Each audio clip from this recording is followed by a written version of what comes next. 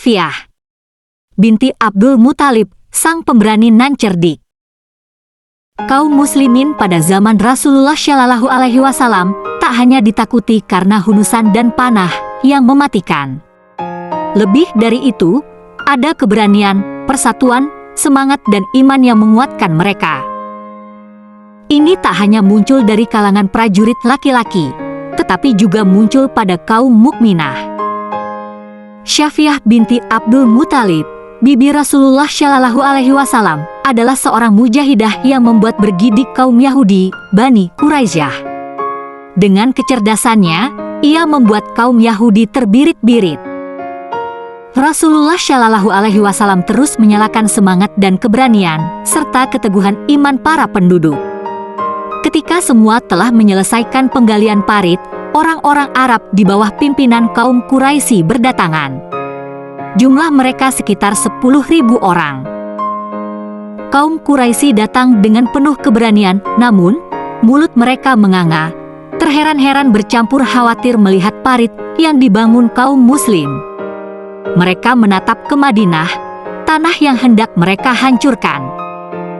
Rencana Bani Nadir dan pimpinan mereka, Huyai bin Akhtab, kandas di dasar parit. Di dasar parit ada 3.000 prajurit mukmin dengan pedang terhunus. Mereka telah mengikat janji setia untuk menang atau mati syahid. Namun, di antara mereka ada pasukan Yahudi Bani Quraisyah. Mereka menunggu kesempatan untuk mengkhianati kaum mukmin. Kaum Yahudi Bani Quraisyah menyimpan dengki di hati mereka. Mereka tidak senang Rasul akhir zaman diutus dari golongan Arab. Mereka memendam dendam kepada Rasulullah Shallallahu Alaihi Wasallam, sebagaimana mereka dendam terhadap para rasul dari golongan mereka sendiri. Rasulullah mencium pengkhianatan kaum Yahudi. Beliau mengetahui Bani Quraisyah membatalkan perjanjian. Muncul kekhawatiran akan nasib kaum perempuan dan anak-anak. Beliau mengumpulkan mereka di benteng milik Hasan bin Sabit, penyair Rasulullah. Para prajurit berdebar, mereka tak hanya harus menghadapi musuh mereka yang nyata, tetapi juga karena adanya musuh dalam selimut. Kaum Quraisy mengutus orang untuk melihat kondisi benteng yang menjulang. Mereka menunggu kabar hingga tak ada prajurit laki-laki yang menjaga benteng. Lalu mereka dapat menghabisi kaum perempuan dan anak-anak. Syafiah adalah perempuan yang cerdas. Ia termasuk perempuan awal yang memeluk Islam.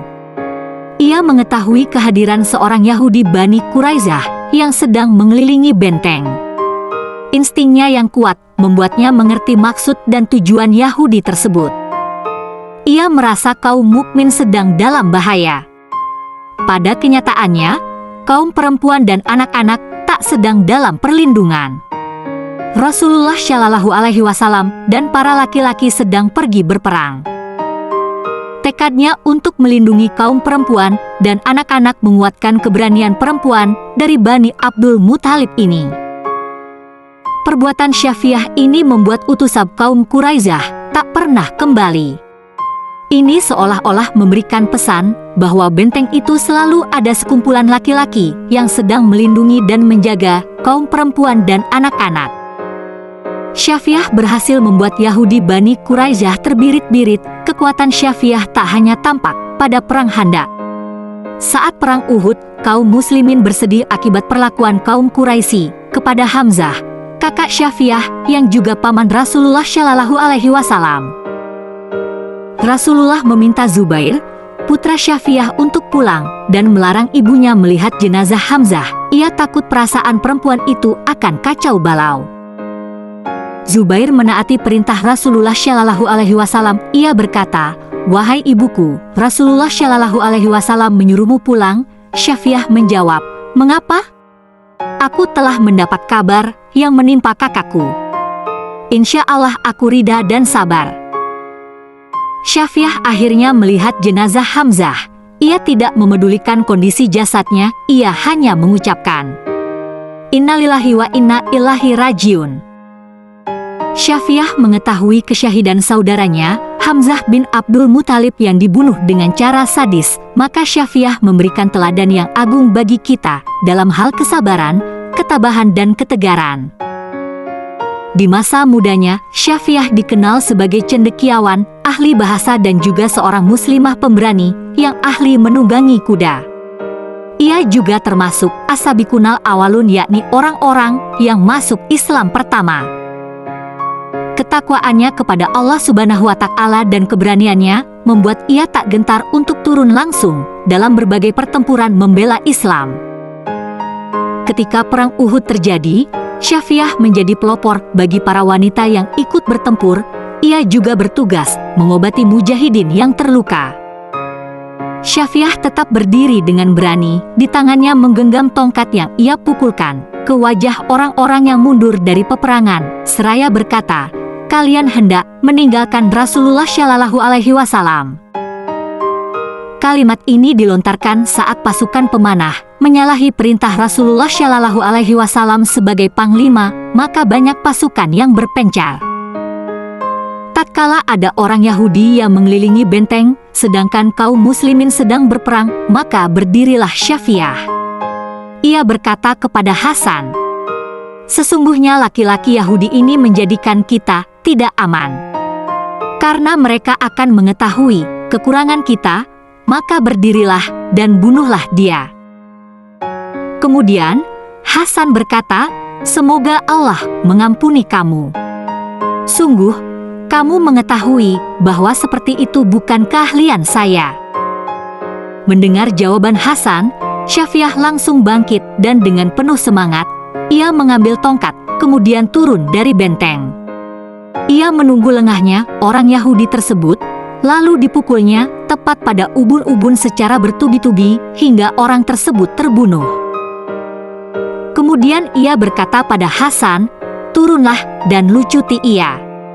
Sebab tiada yang menghalangi diriku untuk melucutinya melainkan ia seorang laki-laki. Ia adalah perempuan pertama yang membunuh laki-laki." Syafiah pun ikut dalam perang Khaibar. Ia keluar bersama kaum muslimah untuk memompa semangat pasukan kaum muslimin.